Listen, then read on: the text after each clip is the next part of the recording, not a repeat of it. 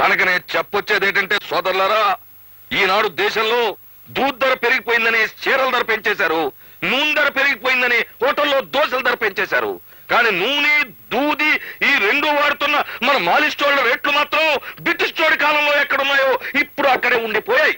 ఇప్పుడు మనం రేటు పెంచేస్తే మన బేరాలు తగ్గిపోతాయేమో గురువా. అక్కడే నువ్వు దెబ్బతినేస్తున్నావు సోదరా. రైలు ఛార్జీలు పెరిగినంత మాత్రాన జనం రైలు ఎక్కడం మానేస్తున్నారా? కొబ్బరికాయలకి రేటు పెరిగినంత మాత్రాన జనం గాని దేవుడు కొబ్బరికాయలు కొట్టడం మానేస్తున్నారా?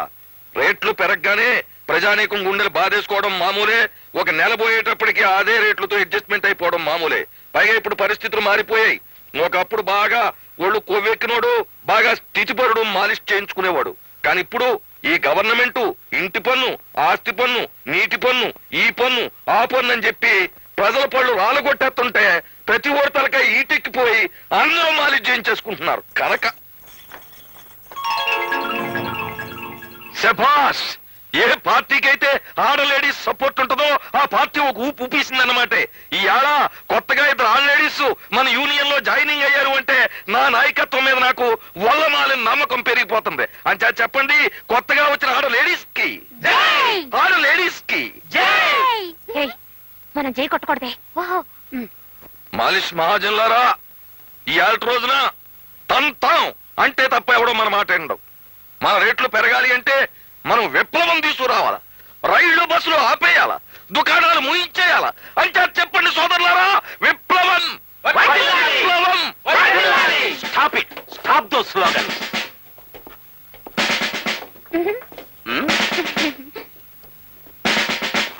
దండాలండి ఇన్స్పెక్టర్ గారు. మాలిష్ వాళ్ళు యూనియన్ కి పోలీసు వాళ్ళు రావడం ఇదే మొదటిసారి కనుక చూస్తారంటే కొట్టడా చప్పట్లు. ఆపండి, ఆపండి. ఇది చప్పట్లు కొడుతూ ఆనందంగా కూర్చోవలసిన సమయం కాదిది. మన దేశం చాలా క్లిష్ట పరిస్థితుల్లో ఉంది ఇప్పుడు. లెఫ్ట్ నుంచి చైనా, రైట్ నుంచి పాకిస్తాన్, ఫ్రంట్ నుంచి వరదలు, బ్యాక్ నుంచి కరువులు మన దేశాన్ని పట్టుకుని పీడిస్తున్నాయి. ఇలాంటి సమయంలో మాలిష్ చేసుకునే మీరు కూడా విప్లవం లేవదీస్తే అమెరికా, రష్యా వాళ్ళు ఏమనుకుంటారు మన గురించి? ఎంత ఎద్దేవా చేస్తారు మనల్ని. ఇక్కడ మా రేట్లు పెరగకపోతే అమెరికా వాడు చీయండి ఏంటి? ఆహా, అందుకని నువ్వు యూనియన్లు పెట్టి గొడవలు లేవదీస్తావా? దేశంలో ఎక్కడా ఏ గొడవ లేకపోతే ఇక మీకు డ్యూటీ ఏటుంటదండి? What nonsense. మాకు డ్యూటీలు కల్పించడానికి నువ్వు విప్లవం లేవదీస్తావన్నమాట. దేశం చాలా క్లిష్ట పరిస్థితుల్లో ఉంది ఇప్పుడు. అంచేత నేను మీకు ఫ్రీగా ఇచ్చే సందేశం ఏమిటి అంటే,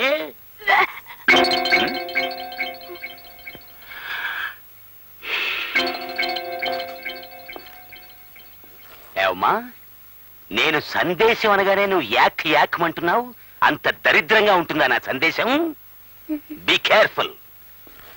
దేశంలోని క్లిష్ట పరిస్థితిని తొలగించడానికి నేను అతి ఘోరంగా ఆలోచించి తీసుకున్న నిర్ణయం ఏమిటి అంటే, మిమ్మల్ని అందరినీ ఏ మాత్రం మొహమాటం లేకుండా అరెస్ట్ చేస్తున్నాను. ఏ రూల్ ప్రకారం అరెస్ట్ చేస్తారండి? పోలీస్ స్టేషన్కి వెళ్ళి పుస్తకం చూసి చెప్తాను. ముందు నువ్వు వ్యానెక్కు. సరే, అలా కానివ్వండి. సోదరులారా, అరెస్ట్ అవడానికి ఎవరు భయపడకండి. సంతోషంగా అరెస్ట్ అయిపోదాం. ప్రపంచంలో ఏ లీడరు పాపులారిటీలోకి వచ్చినా, ఏ పార్టీ చక్రం తిప్పినా ముందు ఈ పోలీసు వాళ్ళతోనే ఆ లైఫ్ స్టార్టింగ్ అయ్యింది అని మనం చేస్తున్నాం. దేశం క్లిష్ట పరిస్థితుల్లో ఉంది గనక మనందరినీ మేపదాకా రేపుడికే మన నొగ్గేస్తారు అని మనం చేస్తున్నాం. షటప్.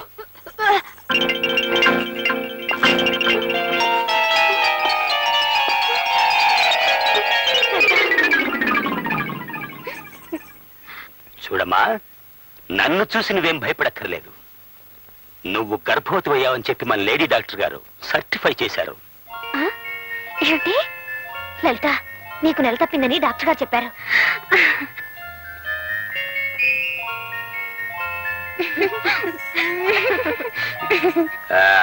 మీ ఉపన్యాసం ముగించాక ఇతర వివరాలు తీసుకునేందుకు మా నర్సును పంపుతాను. Thank you, thank you. చూడండి, దేశం చాలా క్లిష్ట పరిస్థితుల్లో ఉంది ఇప్పుడు. ఇలాంటి విషమ పరిస్థితుల్లో నువ్వు గర్భవతి అయ్యావు. ఈ విషయం మనకి అప్పిచ్చి సాయం చేసే అమెరికా, రష్యా వాళ్ళకి తెలిస్తే ఏమనుకుంటారు? మా లలితకు తొలికాన్పండి. ఐసీ, అయితే కాస్త పర్వాలేదు. అమెరికా, రష్యాలు తొలికాన్పుకు అంతగా బాధపడవు. బిడ్డని కనే ముందు ఒక్క విషయం గుర్తుంచుకోమ్మా. బస్సులు తగలబెడతాం, రైళ్లు తగలబెడతాం, పోలీసుల మీద రాళ్లు విసురుతామనే తిరుగుబాటుదారుల్ని మాత్రం నువ్వు కనద్దు. యూనియన్లు అని అల్లరి చేసే వాళ్ళని అసలే కనద్దు. కాబోయే మాతృమూర్తిగా నిన్ను, నీకు తోడుగా ఉన్న అమ్మాయిని వదిలేస్తున్నాను. వస్తాను.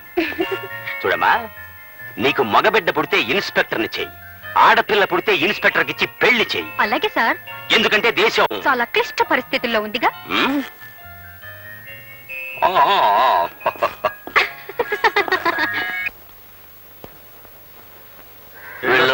అమ్మా. చల్లగా వెళ్ళిరండి. సావిత్రి టాటా, నువ్వు వచ్చేస్తావా?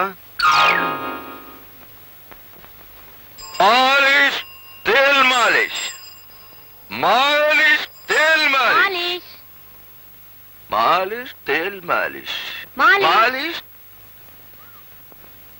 మాలిష్ తేల్ మాలిష్ మాలిష్ మరు నువ్వు నా రూట్ కి వచ్చేసావంటే మరి నీ ఉద్యోగం అది? కట్టుకున్న మొగుడికి దూరం అయిన తర్వాత కలెక్టర్ ఉద్యోగంలో కూడా మజా లేదని తెలిసి ఉద్యోగం మానేశాను. శభాష్, పతివ్రతలు అనాల్సిన డైలాగ్ అన్నావే. అంటే నేను పతివ్రతను కానా? కాదని ఎవడన్నాడు? కత్తుచ్చు పొడిసేస్తాను. మీ మనసు నాకు తెలుసండి. మీరు చేస్తున్న మాలిష్ ఉద్యోగం పరువు తక్కువదని అప్పుడు అన్నాను. కానీ భర్త అనేవాడు కసాయి పని చేసినా ఆడదనేది కత్తందించాలన్న నిజం తెలుసుకొని నేను మీ రూట్కే వచ్చేసాను. ఆహా, ఇది నడి రోడ్డు అయిపోయింది కానీ లేకపోతే 100 సార్లు నీకు జై జై జై కొట్టేద్దు. శ్రీదేవి, లోపలికి రండి. మరి నేను? నువ్వు ఇక్కడే ఉండు.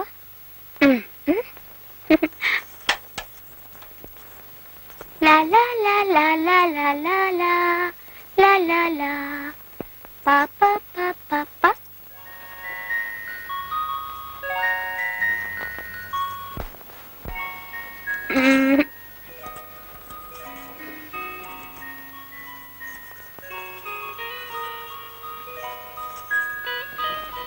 మరి మీ దగ్గర చింతకాయ ఇస్తారా? చింతకాయ నా దగ్గర లేదే. పని వాడికైందా? లేదు గాని దేనికి మీరు ఎలా అడుగుతున్నారు? కడుతూ ఉన్న ఆడవాళ్ళకి కడుపులో అదోలా ఉండి నోరు కూడా అదోలా ఉంటే చింతకాయలు తినాలి కదండి. చింతకాయలు తినాలనిపించడం నిజమే కానీ అది నెల తప్పిన తొలి రోజుల్లో, పురుడయ్యే ముందు రోజుల్లో కాదు. నాకిప్పుడు 8వ నెల. ఇంతకీ మీకు ఇప్పుడు ఎన్నో నెల?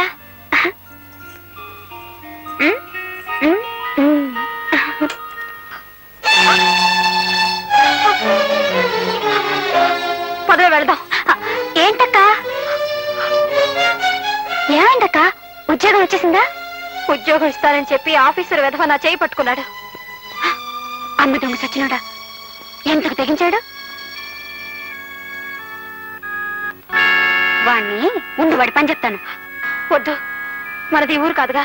అయినా మనం అల్లరి చేసుకుని లాభం ఉంది. నీకన్నిటికీ భయమే. పద.